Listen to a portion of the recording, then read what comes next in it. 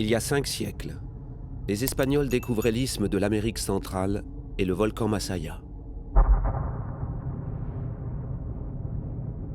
Les premiers témoignages parlent d'une énorme bouche de feu qui brûle sans cesse et qui sort si haut dans la nuit qu'elle va jusqu'à toucher le ciel.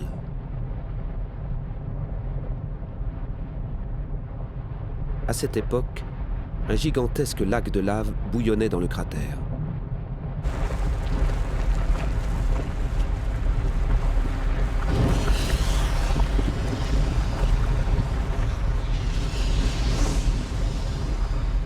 Devant une telle puissance, l'homme nouveau-né sur cette terre était terrorisé par une nature qu'il ne pouvait pas maîtriser. Les Indiens sacrifiaient femmes et enfants dans le lac en feu pour calmer la colère de leur dieu. Masaya était Popocatépetl, la montagne qui brûle.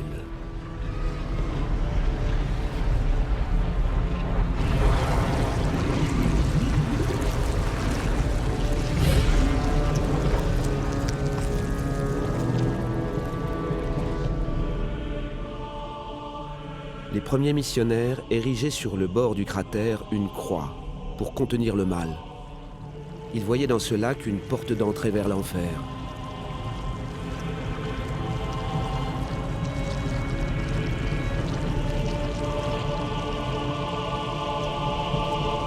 Masaya était devenue la bouche d'un diable capable de vomir ses entrailles en longues langues brûlantes. Rien ne pouvait résister à son feu, ni l'homme, ni la nature.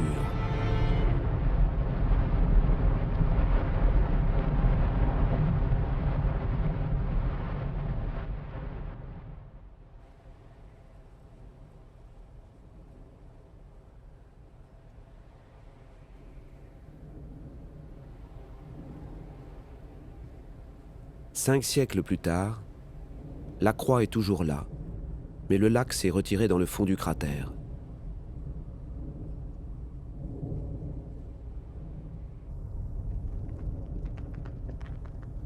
Le volcan relâche toujours quotidiennement des tonnes de gaz toxiques chargés de chlore, de soufre et de fluor. Il se prépare pour sa prochaine grande éruption depuis maintenant plus de 200 ans.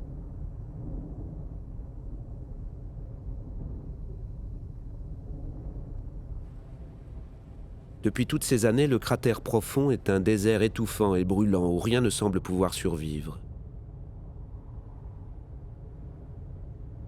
L'empreinte que le lac a laissée est comparable au plus grand volcan de la planète Mars.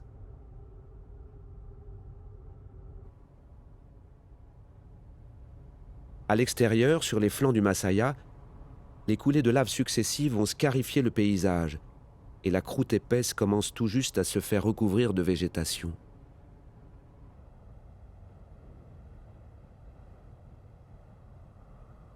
Comment, partant de rien, la vie peut-elle reprendre le dessus?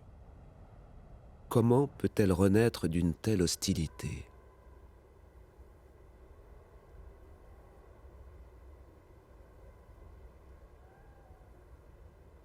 Sur cette pierre de verre stérile, ce qui manque le plus à tout être vivant, c'est l'eau.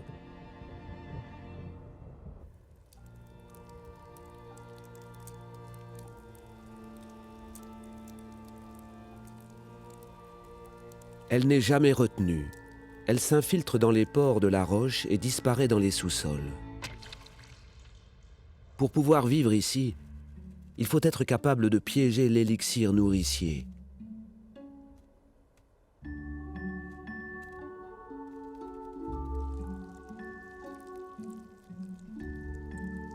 Apportés par le vent, les spores des lichens sont les premiers à s'accrocher dans les bulles de lave refroidie.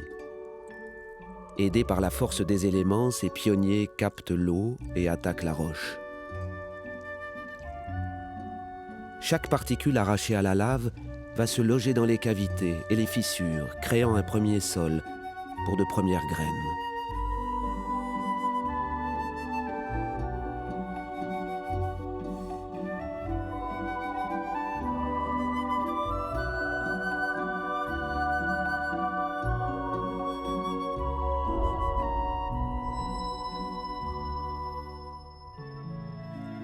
Les mousses et les fougères enrichissent le terreau primaire et retiennent l'eau un peu plus longtemps.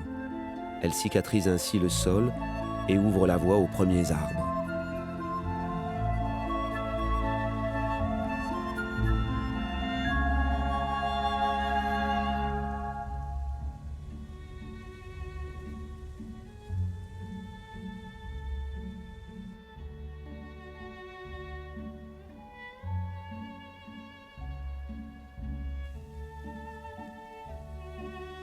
Les premières feuilles protègent enfin la pierre d'un soleil écrasant. Chaque arbre fait naître un jardin ombragé. Et les plantes autrefois cachées sous terre peuvent sortir et prendre de l'ampleur.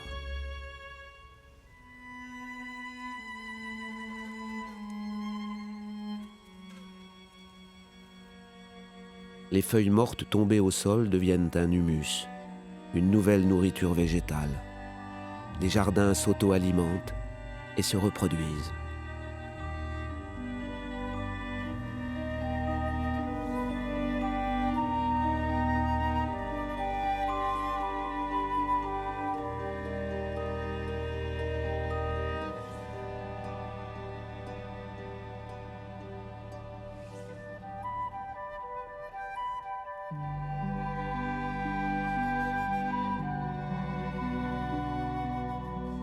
Il faut 2 siècles de lutte sur la lave noire pour que les plantes réussissent à créer des petits paradis isolés. Et si le volcan leur laisse encore un peu de temps avant la prochaine éruption, ces îlots de verdure vont pouvoir se rejoindre pour former une forêt. Ils deviendront alors le berceau d'une nouvelle forme de vie.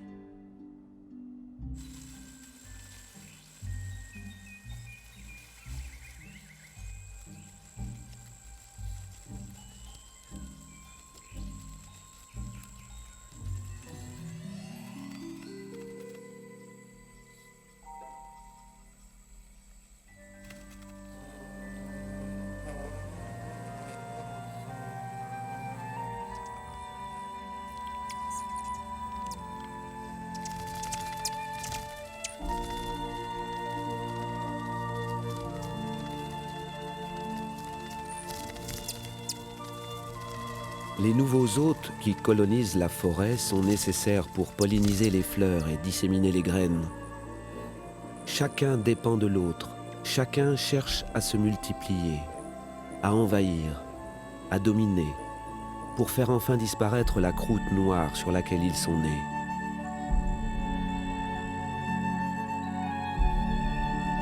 Les arbres trouvent la force et l'ingéniosité de devenir des géants. Le monde vivant gagne sur la matière morte du volcan.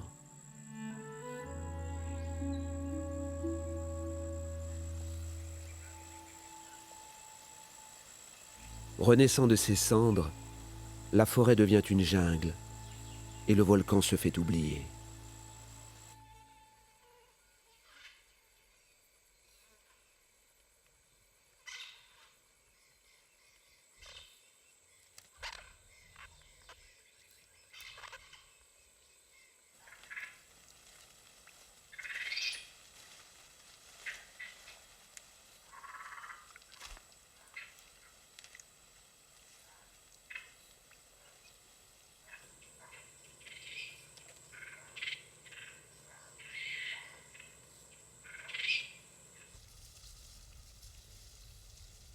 Mais sous la jungle qu'il a laissé grandir, le volcan Masaya abrite un secret dans l'obscurité. Avec le poids du temps, sa croûte solide s'est brisée, laissant béante une porte sur un monde caché dont l'entrée est gardée.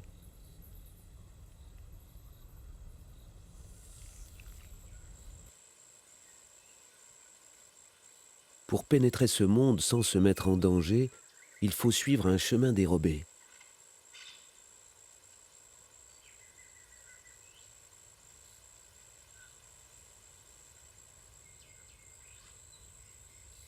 Seules les racines géantes des ficus centenaires connaissent un passage sûr.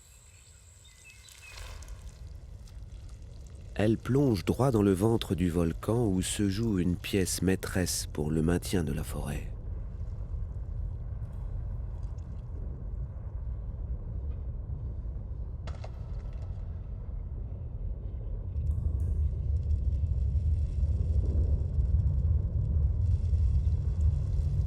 Les rivières de lave échappées du volcan ont sculpté un réseau de tunnels profonds dans le corps même de la montagne. Les stalactites de basalte et les parois fondues sont les témoins de la chaleur qui régnait ici. Un sang chaud et visqueux a coulé autrefois dans ce réseau de veines et d'artères qui court sous la forêt.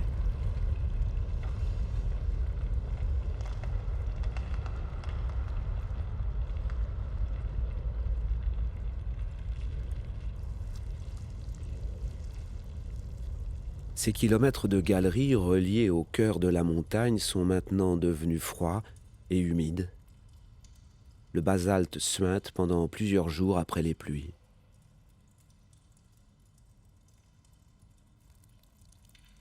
C'est en allant chercher cette eau, essentielle et fondamentale, que les racines géantes découvrent le secret du volcan.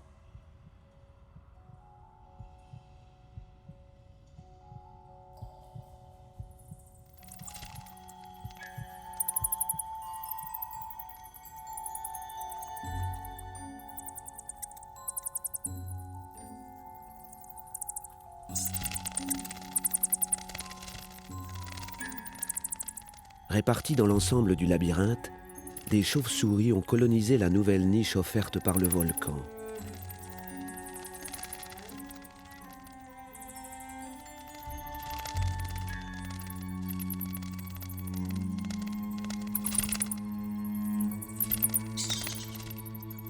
Ces petites fées se nourrissent des fruits et du pollen des fleurs disponibles dans la forêt juste au-dessus de leur tête.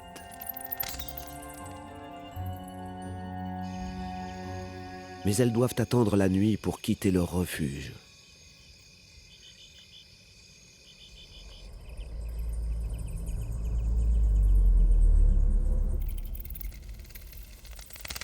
Chaque jour, avant le crépuscule, venant du tréfonds des galeries et poussées par la faim, elles se regroupent dans la plus grande salle du réseau.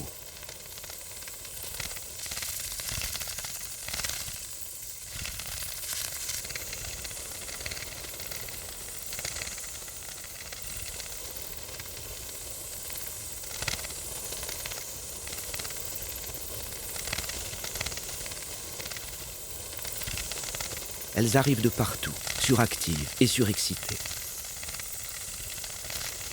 Elles s'épouillent, elles se grattent, elles se lavent, elles s'apprêtent pour sortir. Plus elles seront nombreuses à sortir en même temps, moins elles seront vulnérables aux dangers du monde extérieur.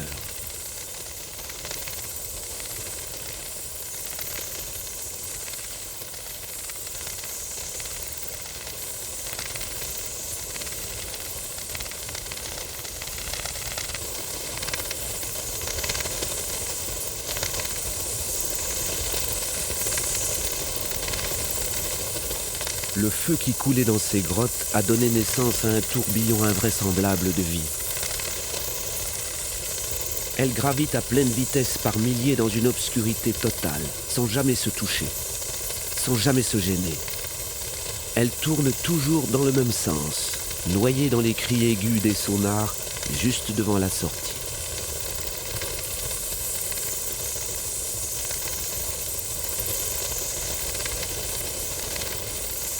Tant qu'il ne fera pas nuit dehors, tant que l'une d'elles ne se sera pas lancée, elles ne sortiront pas.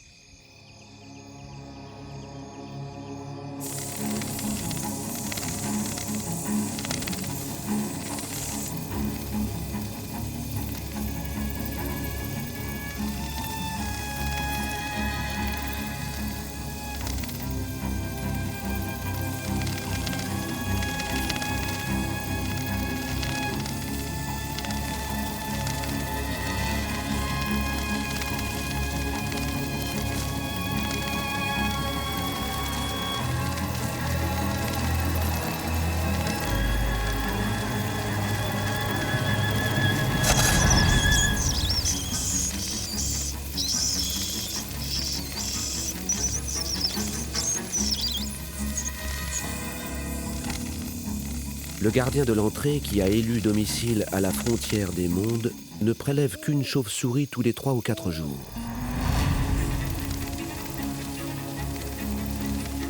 Il en reste des dizaines de milliers qui partent se disperser dans la forêt.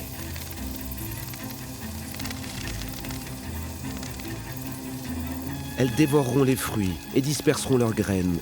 Elles plongeront la langue dans les calices des fleurs et polliniseront les plantes de la nuit.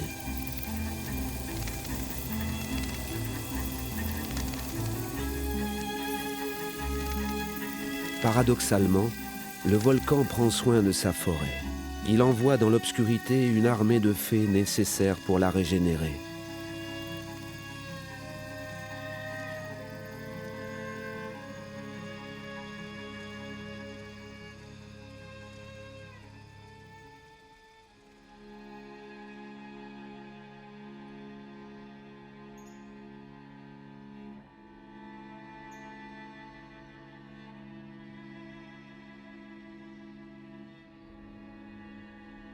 Sur les plus anciennes coulées de lave, vieilles de presque 1000 ans, la forêt tropicale a su mettre en place un équilibre complexe.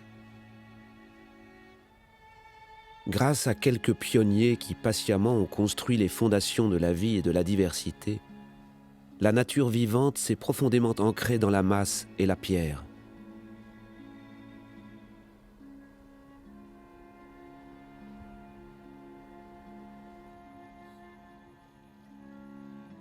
La forêt du Masaya a profité du sommeil du volcan pour remonter les pentes. Mais certaines cicatrices sont là pour rappeler le danger de vivre au pied de ce géant. Tous les efforts déployés seront un jour anéantis.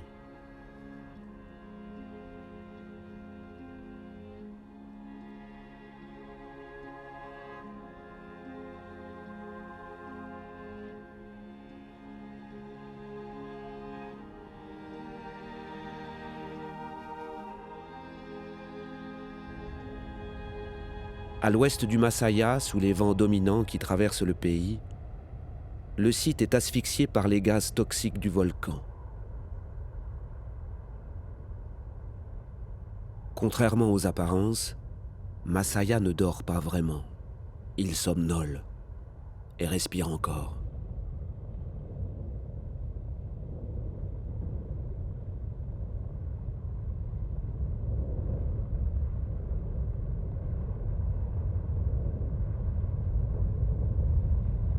Même si le lac de lave n'est plus visible dans le volcan, il n'a pas réellement disparu. Il est là, il bouillonne juste sous le plancher du cratère qu'on appelle Santiago.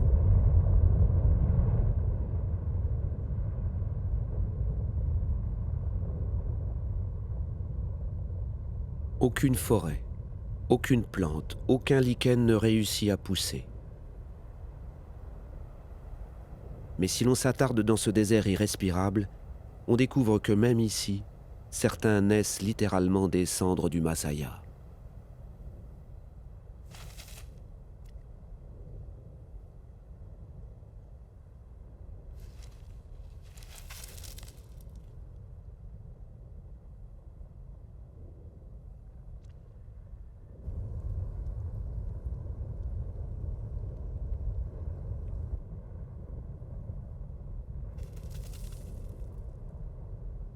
Le sable noir chauffé par le soleil est une couveuse idéale pour les iguanes verts.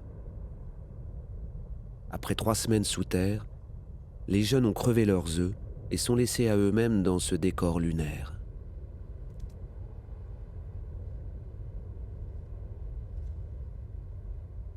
Le jour où ils auront trouvé la sortie du cratère, ils iront se nourrir et s'abriter dans la forêt du volcan. En attendant, ils peuvent apprécier le fait de ne pas être complètement seuls.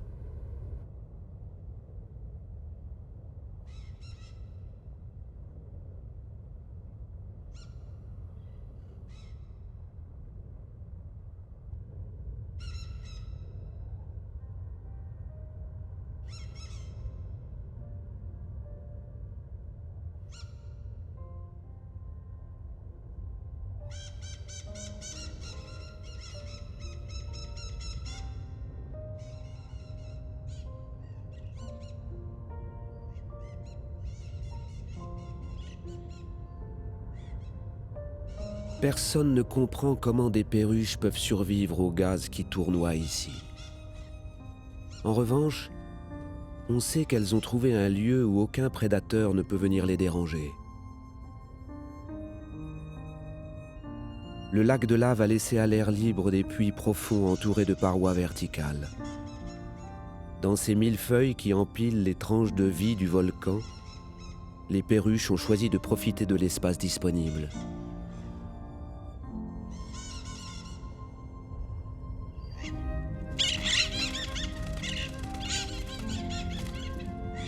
Chaque année, elles viennent ici se reproduire en utilisant les interstices entre les pierres ou creusant les parties les plus tendres. Ces perruches seraient-elles les phénix de la légende? Certains rapports de naturalistes parlent de ces oiseaux il y a plus de 400 ans. Ils auraient donc survécu à plusieurs éruptions. Leur nid aurait été détruit plusieurs fois. Et pourtant ils reviennent et sont aujourd'hui plus de 2000 à tourner en piaillant dispersés dans les cratères du Masaya.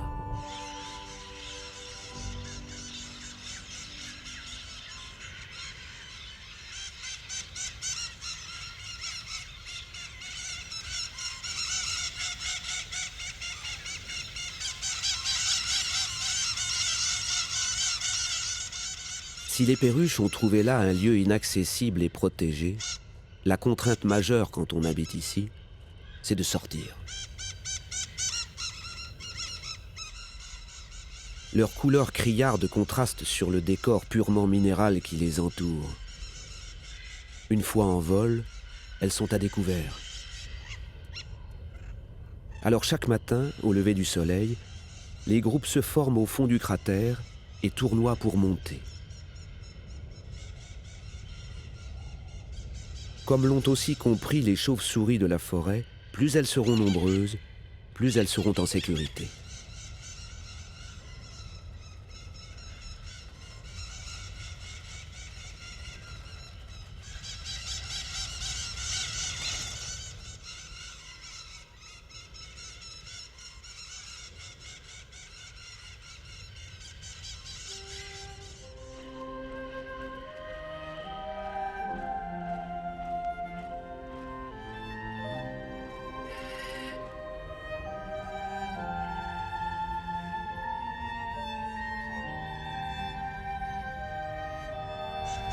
Arrivés au sommet, les groupes choisissent les cols les plus bas pour sortir ventre à terre. La couleur de leur plumage reprend maintenant son sens.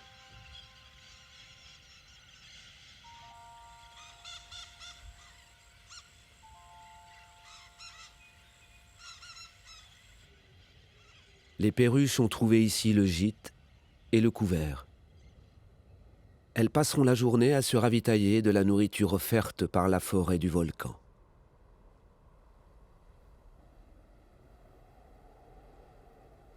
Le cratère qu'elles laissent derrière elles replonge dans un silence de pierre, hanté par quelques sentinelles lugubres, les vautours noirs.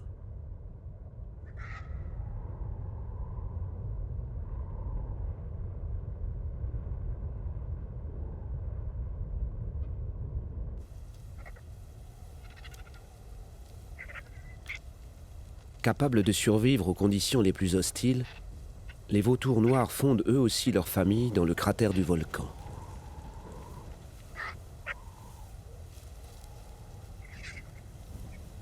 Ces couples de charognards monogames n'ont besoin de rien d'autre qu'un sol plat pour élever un jeune qui fera ses premiers pas dans les volutes empoisonnées du volcan.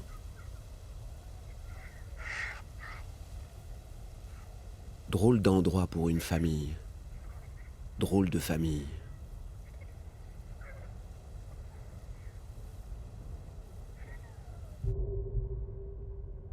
Certains semblent avoir trouvé une parfaite harmonie dans les sorties des tunnels de lave, à même la falaise. Les fientes blanches qu'ils laissent couler devant leur porte trahissent leur présence.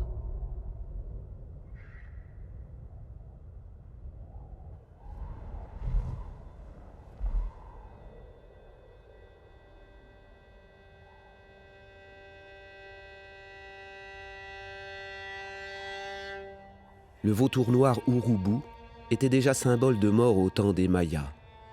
Il plane depuis plus de 10 000 ans au-dessus des volcans d'Amérique. il profite des vents chauds et ascendants qui le portent sans effort au-dessus du volcan. Sans un battement d'ailes et sans un cri.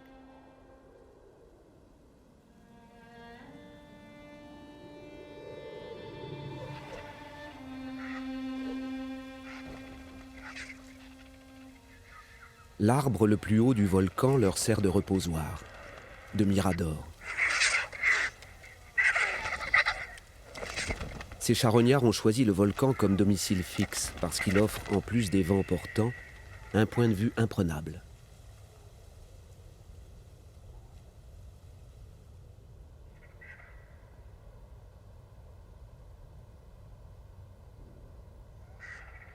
Ils dominent ainsi les alentours et peuvent partir aisément patrouiller vers une nourriture facile.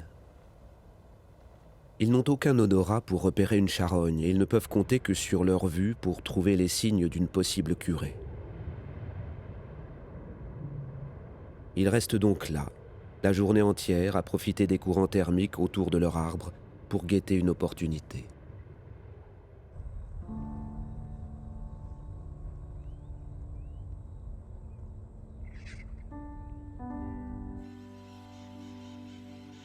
Un rythme dans le cratère s'est installé et la fin de la journée est annoncée par le retour des groupes de perruches piailleuses.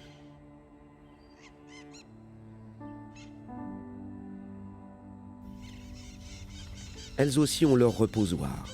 C'est un arbre isolé grillé par les gaz du volcan. Avant de plonger pour rejoindre leur nid, elles s'accordent une pause romantique qui soude les couples et entretient la colonie.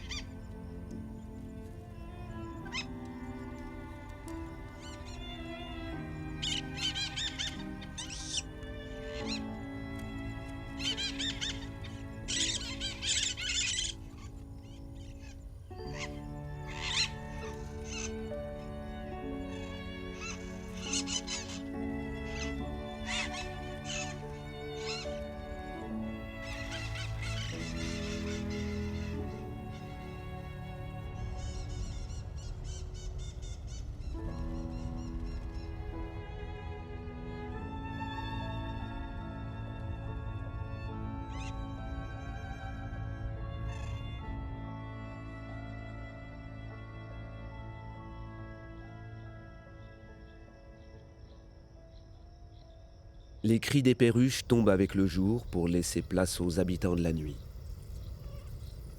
Au coucher du soleil, des nuées d'insectes volants viennent chercher la tiédeur qui règne dans le cratère.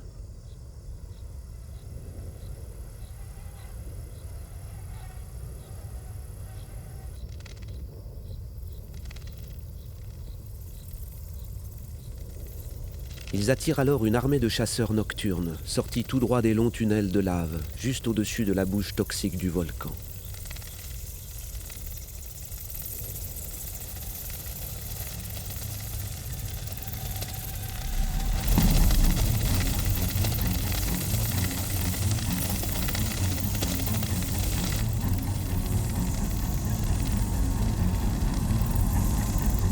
Jusqu'ici, le volcan libère ses escadrons de chauves-souris. Elles n'ont que quelques heures pour trouver de quoi garnir l'unique repas du jour.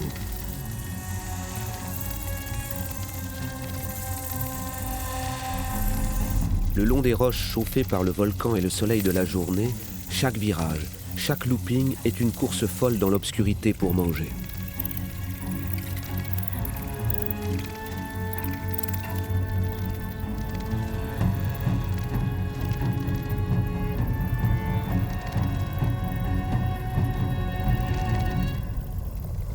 Ignorant les gaz et poursuivant des proies qui nous semblent invisibles, elles s'éparpillent dans les fumerolles, donnant naissance à une nuit d'orgie.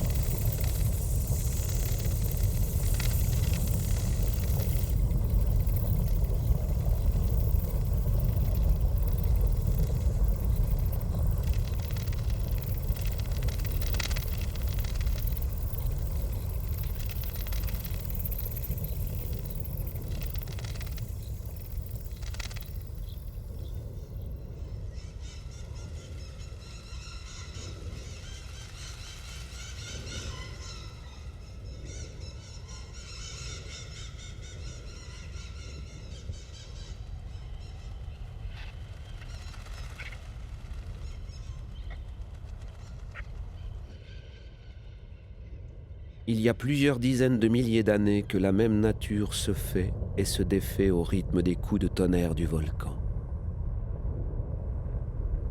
Toute la vie qui s'est installée sur les contreforts du Masaya est en sursis. Un jour viendra où elle disparaîtra pour redémarrer de nouveau.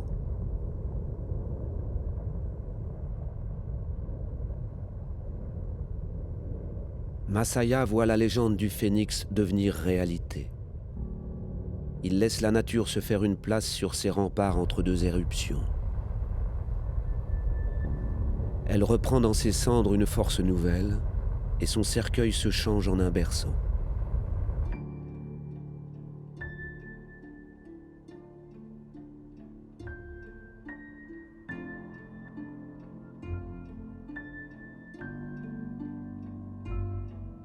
Mais toute cette vie qui peuple le volcan a dû s'adapter à une nouvelle donnée beaucoup plus récemment.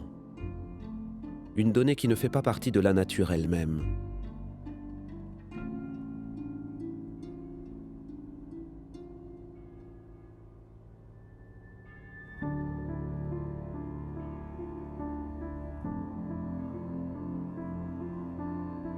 Depuis les sacrifices qui ont eu lieu dans le lac de lave, et malgré les mises en garde des missionnaires espagnols, une ville a poussé au pied du Masaya.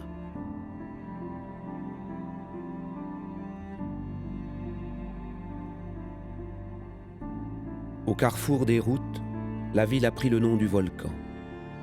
Elle est devenue la plus dense du Nicaragua. 200 000 habitants vivent maintenant ici.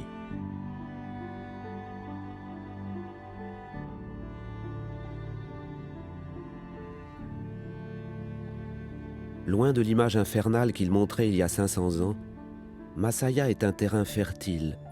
Les hommes l'ont bien compris et ont repris confiance.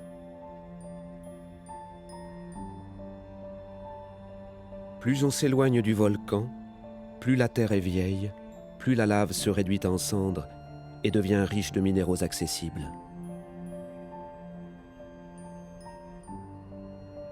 Avec les années, la forêt disparaît. Elle laisse la place aux champs de culture et aux pâturages qui ceinturent désormais le volcan.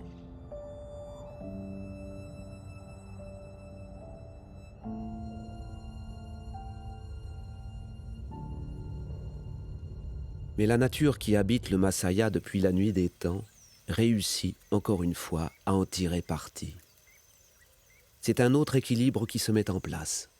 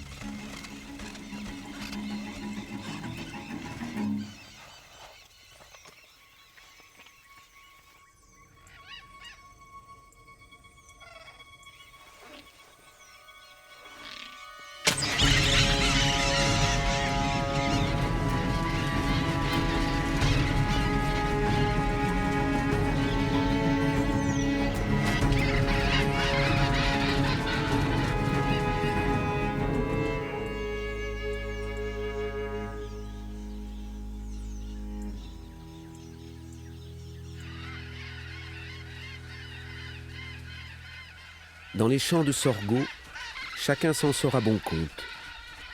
Les perruches prélèvent leur part sur ce qui était autrefois leur forêt, et les paysans continuent d'étendre leurs champs, toujours aussi rentables, au pied du Masaya.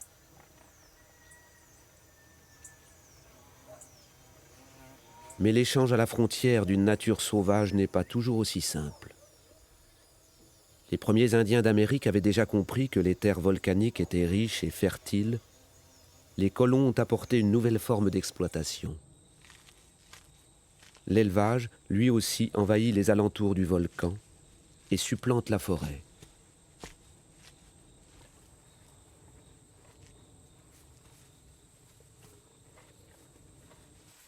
C'est une énorme réserve de nourriture, pour les hommes comme pour le peuple du volcan.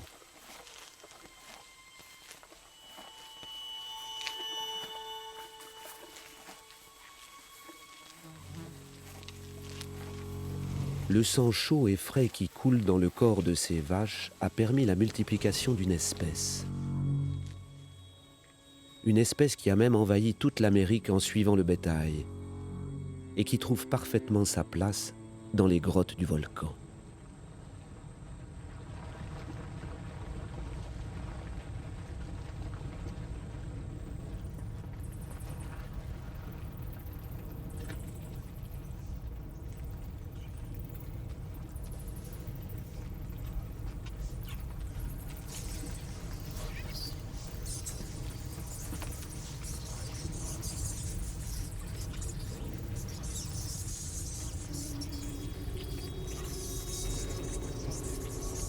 Les vampires vivent séparément des autres chauves-souris.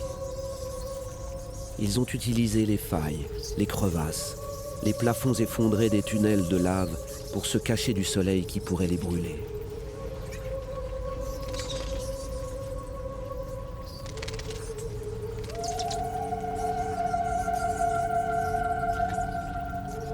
Ces gargouilles grouillent dans les ténèbres et hantent les rêves et les cauchemars des hommes. Capables de se pendre, de ramper à l'envers comme à l'endroit, les dents aiguisées pour un festin rouge sang, ces petits Dracula attendent la nuit, comme chacun sait, pour sortir se nourrir.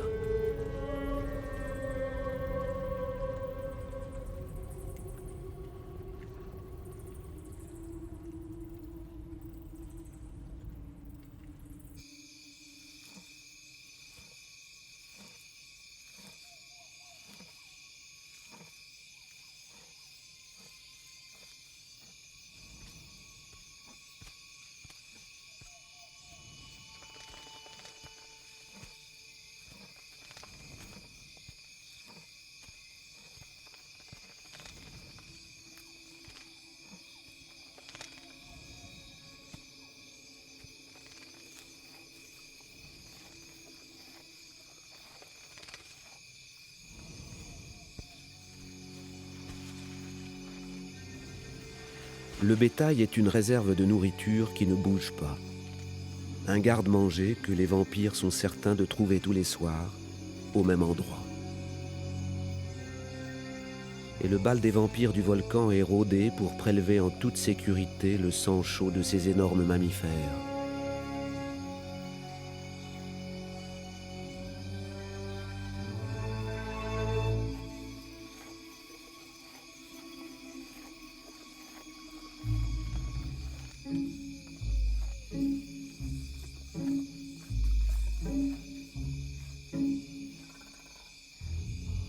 Chaque soir, il faut attendre que la vache pose ses flancs sur le sol.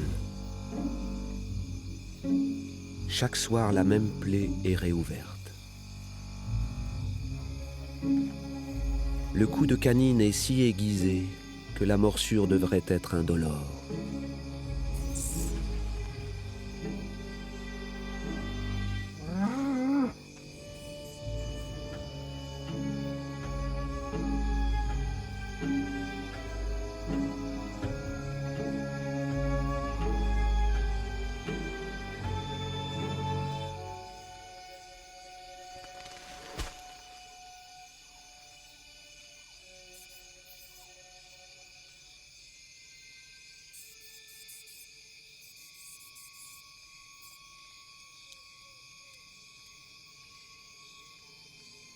La salive des vampires est pleine de draculine, un puissant anticoagulant qui permet un écoulement rapide du sang. Ils ouvrent ainsi à même la source un goutte à goutte de pur nectar de vache.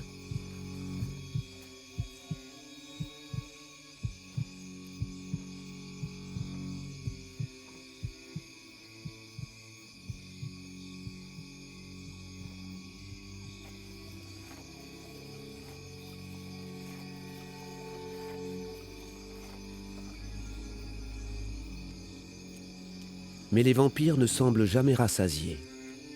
Ils peuvent boire pendant près d'1 heure sans jamais exploser. Le trop-plein est évacué dans les urines.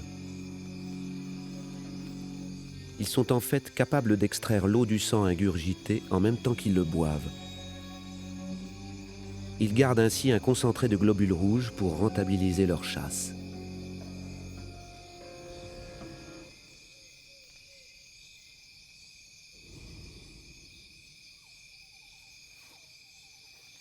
La gargouille ne finira pas plus grosse que le bœuf, mais elle sortira tellement lourde qu'elle devra patienter un peu avant de pouvoir décoller pour rejoindre sa colonie.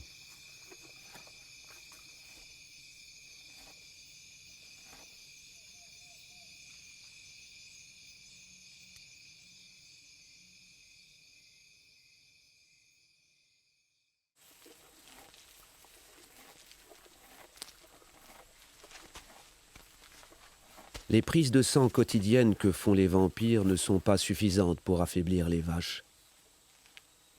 En revanche, les maladies qu'elles transmettent sont plus problématiques. La rage peut paralyser et tuer les cheptels de bétail.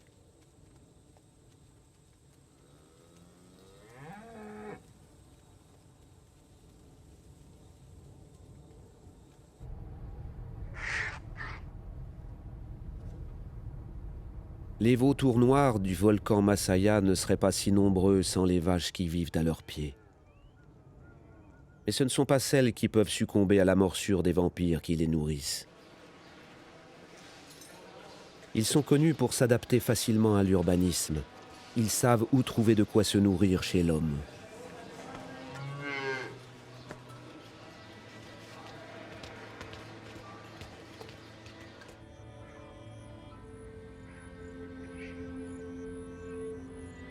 Encore une fois, le cratère vit au rythme du soleil. Et chaque matin avant l'aube, tous les vautours du volcan descendent vers la ville pour nettoyer ce que l'homme ne peut pas consommer.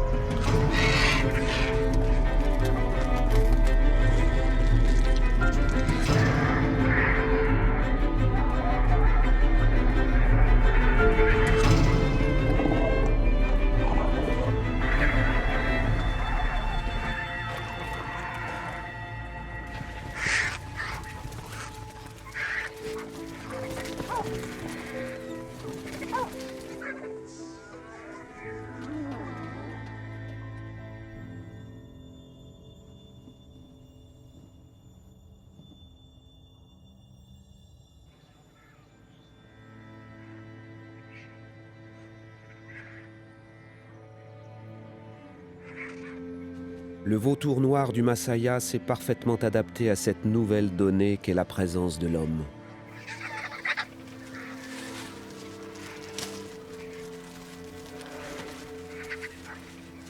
Certaines familles viennent même s'installer définitivement dans les décharges à ciel ouvert.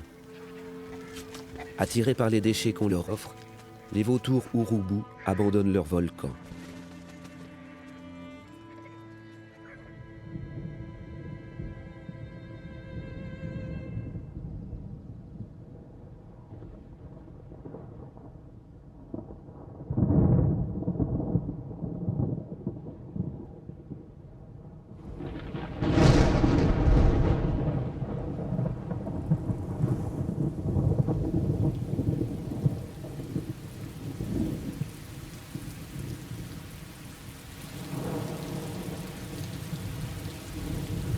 La prochaine grande éruption du volcan Masaya pourra tout détruire, tout laver, tout nettoyer. Les nids, les falaises, la forêt et la ville. Et tout devra recommencer.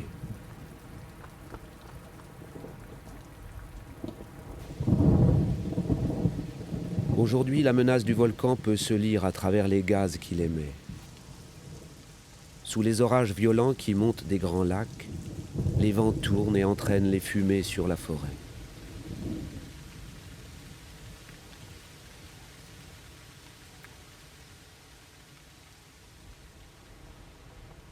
Les gouttes d'eau qui traversent les gaz se chargent en soufre et en chlore. La pluie ronge et brûle alors tout ce qu'elle touche.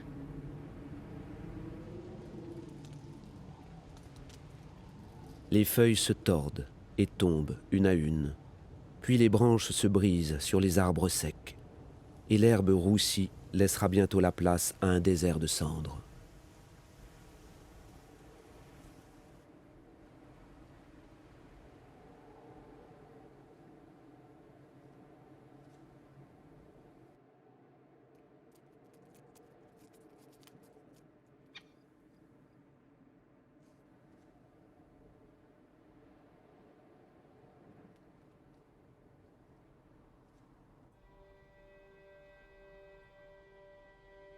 Les volcans sont des bâtisseurs. Chaque éruption anéantit la structure précédemment en place pour faire naître un nouveau terrain vierge, une nouvelle niche disponible pour de nouveaux pionniers. Le Masaya, éternel insatisfait, effacera bientôt l'œuvre qu'il vient de créer. Inlassablement, les phénix reviendront conquérir le paysage désolé.